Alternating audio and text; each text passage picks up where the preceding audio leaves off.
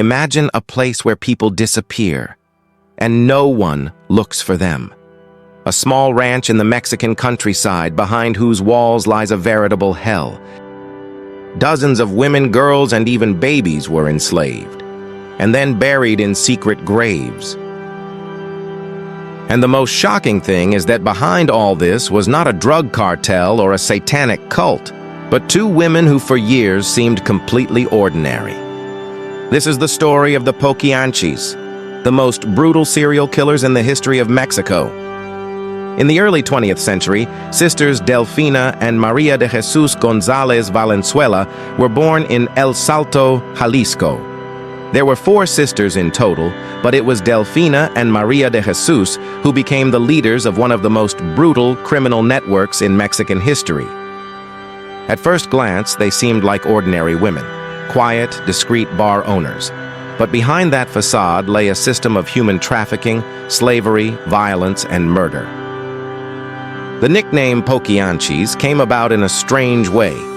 There was a popular comedy program on the radio with a character named Poquianchis, and the locals began jokingly calling the sisters that. But behind that name, there was nothing funny. Delfina and Maria de Jesus grew up in a home marked by fear and violence. Their father, Isidro Torres, was a former soldier and local police chief. The man who was supposed to uphold the law turned his home into a place of terror. He was cruel, jealous, and obsessed with his daughter's honor. He forbade them from speaking to men, beat them for the slightest offense, and sometimes punished them with days of starvation and isolation. This environment did not turn them into victims. It turned them into predators. From childhood, they learned to hide their true intentions, to manipulate people, and to use violence as a means of control. And when they left home, they didn't seek freedom. They sought power. In the 1940s, Delfina and Maria de Jesus moved to San Francisco del Rincon in the state of Guanajuato, where they began running bars and brothels. At first, the business seemed almost legitimate. They sold alcohol, offered company to clients, and paid bribes to avoid being caught by the authorities. But they soon realized they could make much more money if they had complete control over the women. Thus began their true empire of terror. They no longer hired women willingly. They began luring them with false promises of work as waitresses, domestic helpers, or babysitters. Some were simply kidnapped, especially if they were poor, orphaned, or without families. The sisters turned the young women into commodities, into sex, into toys, into disposable items. When they realized that no one would stop them, Delfina and Maria de Jesus began to expand their network. They bought several properties in remote rural areas of Guanajuato and Jalisco. There, away from prying eyes, they operated secret brothels that they completely controlled. To keep the business going, they needed a steady stream of young women. They worked with recruiters and pimps who supplied them with girls who had been tricked or kidnapped from poor villages. Some families were even persuaded to sell their daughters with promises of a better life. Once they arrived at the ranches, the women were stripped of everything: clothes, documents, personal belongings.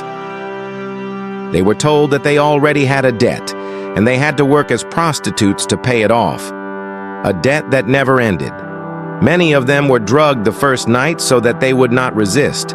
Others were beaten until they obeyed. And if any tried to escape, the punishment was immediate and cruel. Life in the brothels of Poquianchis was a living hell. Women and girls were kept locked in narrow, windowless rooms. Some were tied up or chained. They were only brought out to serve customers under constant surveillance. Food was scarce, disease was everywhere, and medical care was almost non-existent. If a woman became seriously ill, became pregnant, or no longer had enough money, she was simply killed. The punishments were horrific: beatings, burnings, mutilations. Some testimonies say that victims were forced to walk barefoot on broken glass or were immersed in ice water for hours. Pregnancies were common due to constant rape. Pregnant women were considered useless. Many were forced to undergo dangerous abortions in unsanitary conditions. In other cases, newborn babies were killed immediately after birth and buried on the property. To the Gonzalez sisters, these people were not human beings. They were simply merchandise. And Delfina and Maria de Jesus did not act alone. The other two sisters, Carmen and Maria Luisa Gonzalez, were also involved in the business. Carmen controlled the finances and the punishments. She kept records of how many women arrived, how many disappeared, and how much they earned. Maria Luisa helped with the administration and recruitment. Around them, a whole network of accomplices was built. Corrupt police officers, local pimps, doctors who performed clandestine abortions, and neighbors who preferred to remain silent out of fear or bribery. And so, for years in the middle of the Mexican countryside, behind the walls of a few rural ranches, one of the greatest nightmares in the country's criminal history grew. Thanks to this structure, the Poquianchis were able to maintain their reign of terror for more than a decade without the authorities conducting a real investigation. In the world of the Gonzalez sisters, death was part of everyday life. If a young woman fell ill, lost weight, tried to run away, or simply stopped carrying enough money, her fate was sealed. The methods of murder were cold and practical. Many victims were poisoned through food or drink. Others were beaten to death, the beatings also serving to intimidate the other women. Some were strangled or shot directly in the backyards of the ranches. The bodies were buried in makeshift graves on rural estates.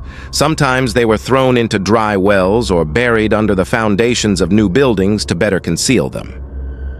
Investigators later found the remains of elderly women, teenagers, children, and numerous fetuses resulting from forced abortions.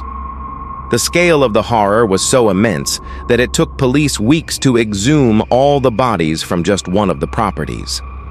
For Poquianchis, the disposal of the bodies was not an act of panic. It was a routine part of business. After years of silence, the beginning of the end came, thanks to a young woman named Catalina Ortega. She too was lured in with promises of work. She was imprisoned, exploited, and tortured. But unlike many others, Catalina did not break. She watched, waited, and planned her escape. One day, she managed to escape, taking advantage of a moment of inattention by the guards.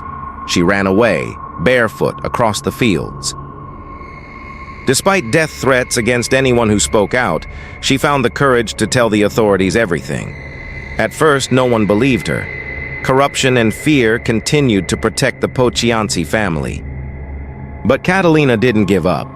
She traveled to different cities until she finally came across an employee who decided to check her story. Her testimony became the spark that brought down one of the largest criminal networks in Mexican history. In 1964, the police began a secret operation against the Poquianchis' properties, specifically the ranch known as the Big Hell in San Francisco del Rincon, Guanajuato. What they found there surpassed even their worst nightmares. After the first excavations, bodies began to emerge almost immediately. Not one mass grave, but dozens of bodies buried in various locations. Young women, girls, and the remains of newborn babies. Some bodies were tied up. Others bore clear marks of beatings, torture, and gunshot wounds. The smell was so unbearable that the police improvised masks from cloths soaked in alcohol. As the excavation progressed, the number of bodies grew steadily. On one ranch alone, over 80 bodies were found. More were found on other properties. In addition to the graves, the police found windowless rooms holding cells, makeshift torture devices, documents, and ledgers with information about the victims. This was not just a brothel, it was a human slaughterhouse. When the news broke in the media, all of Mexico was shocked. The newspapers published headlines that sounded like horror stories. People could not believe that such a hell had existed for years before everyone's eyes. The Poquianchi sisters and some of their accomplices were arrested. During the trial, Delfina and Maria de Jesus showed little remorse. They laughed, exchanged sarcasm, and sometimes blamed each other to reduce their own sentences. The trial became a national shock. Surviving witnesses told of beatings, murders, forced abortions, and years of slavery. The prosecution presented human remains, documents, accounting books, and torture devices as evidence. The defense tried to declare the sisters mentally ill, but the evidence was incontrovertible. Ultimately, in 1964, they were sentenced to 40 years in prison, the maximum sentence under Mexican law at the time. But the case didn't just reveal the atrocities of Poquianches. It also showed something else: how deep the corruption was in the local authorities, who for years allowed this horror to exist, in exchange for bribes and silence.